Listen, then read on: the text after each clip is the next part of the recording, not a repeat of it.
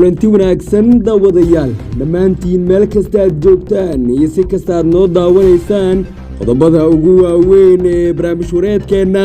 aan ku faahfaahin doono waxaa qayb ka noqon doono waxaa aad u soo shaacbaxay warar naadir ah oo sheegaya in afhayeenka kooxda al-shabaab cali maxamuud raage cali dheere lagu arkay qaybo ka mid ah maqaayadaha ku yaalo magaalada caasimadda ee muqdisho iyadoona hadalhayntaasi ay qabsatay baraha bulshada ay ku xiriirto waxaa ka jira ayaan barnaamij wareedkeenna aan ku faahfaahin doonaa qodobada kale waxaa qayb ka noqon doono kulan gaar ah oo u dhexeeyey madaxweyne xasan sheekh maxamuud iyo agaasimaha hay-adda nisa mahad maxamed salaad ayaa waxa uu goordhow uu ku soo dhammaaday xarunta madaxtooyada qaranka maxaa kaa qorsoon oo kulankaasi lagu lafaguray barnaamij wareedkeenna ayaan ku faahfaahin doonaa wasiir mukhtaar roobow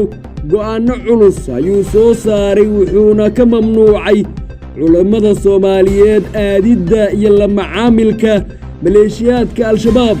farriintii u dambaysay ee wasiir mukhtaar roobow uu culummada u diray barnaamij wareedkeenna ayaan ku faahfaahin doonaa guddiga qaramada midoobey u qaabilsan la socodka hubka sharci darrada ee soomaaliya ayaa ku teliyey in la ballaariyo cunuqabateynta saaran soomaaliya maxaa ka jira in tallaabadan ay ku soo aaday kadib markii dowladda madaxweyne xasan ay u dhaqaaqday dagaallada ka dhankaha al-shabaab maxaadan ogeen oo maanta ka dhacay xafiiska ra'iisul wasaare xamse cabdi barre qodobadaas iyo sidoo kale qodobo kale oo xiise leh yaan barnaamij wareedkeenna aan ku faahfaahin doonaa balse haddii ay tahay markii kugu horreeyey ee aad soo booqatay janalkeenna waxaan kaa codsanayaa inaad rukumato si ay kuu soo gaaraan wararka iyo warbixinnada xiisaha leh ee halkan aan soo gelinno mahadsanidin dhammaantiin aan ku bilaabo barnaamij wareedkeenna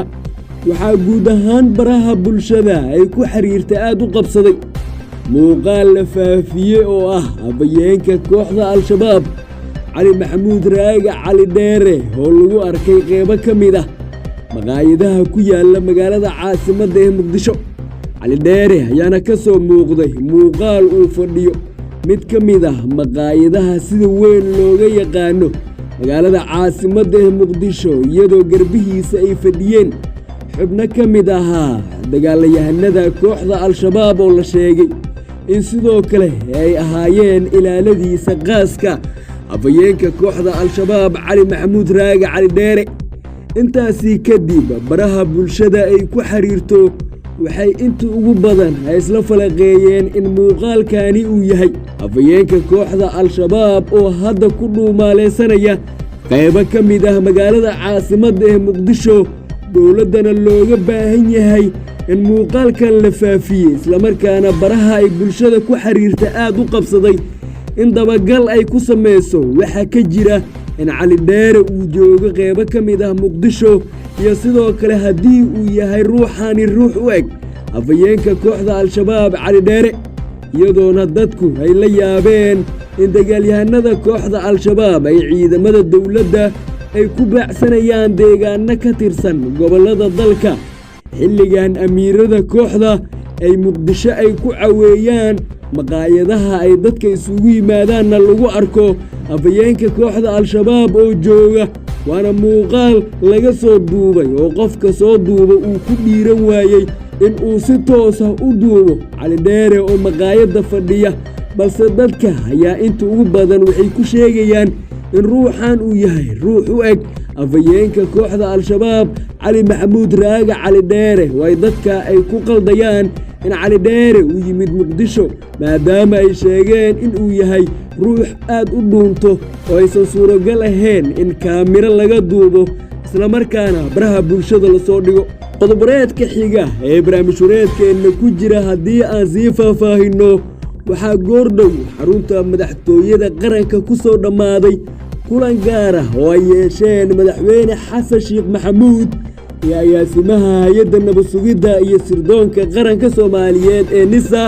mahad maxamed salaad kulanka ayaa waxaa diiradda lagu saaray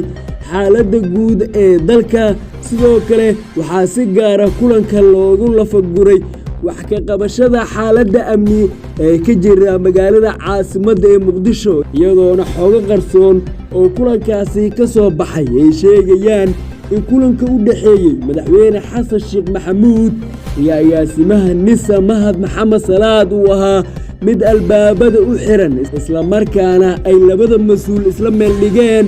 wax ka bedel haddii hadda isbedel lagu samayn kara taliska ciidanka booliiska iyo sidoo kale taliyaha ciidanka militariga dowladda federaalka ah ee Soomaaliya madaxweyne xasan sheekh maxamuud iyo agaasimaha nabad sugidda mahad maxamed salaad ayaan isku raacay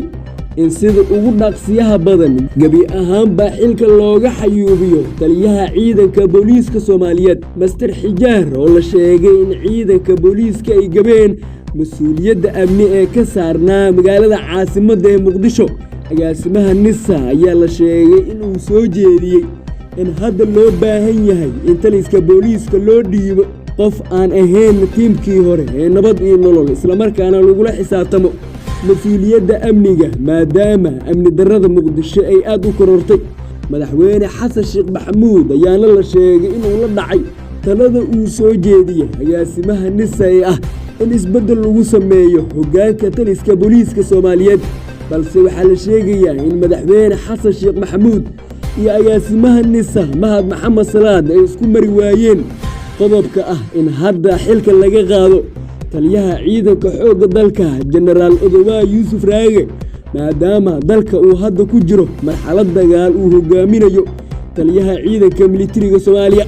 madaxweyne xasan sheekh maxamuud ayaana la sheegay inuu ka gaabsaday in hadda isbedel lagu sameeyo taliyaha ciidanka xoogga dalka arrintaasi uu soo jeediyay agaasimaha nisa oo sheegay in haddii taliska booliiska isbedel lagu sameynayo ay suuragal aysan noqonayn in militariga uu sii joogo taliyaha ciidanka xoogga dalka Generaal Odowa Yuusuf Raage oo bareedka ugu dambeeya ee barnaamijyadeena haddii aan faahfaahino guddiga qaramada midoobay u qaabilsan la socodka hubka sharci darrada ee saaran Soomaaliya ayaa ku taliyay in la ballaariyo cunaqabateynta saaran Soomaaliya guddigan ayaa qaramada midoobay u jeediyay in hadda aysan suuragal ahayn in Soomaaliya laga qaado barnaamijka cunaqabateynta dhinaca hubka ee saaran maadaama dowladda madaxweyne xasan sheekh maxamuud ay dhawaan dalbatay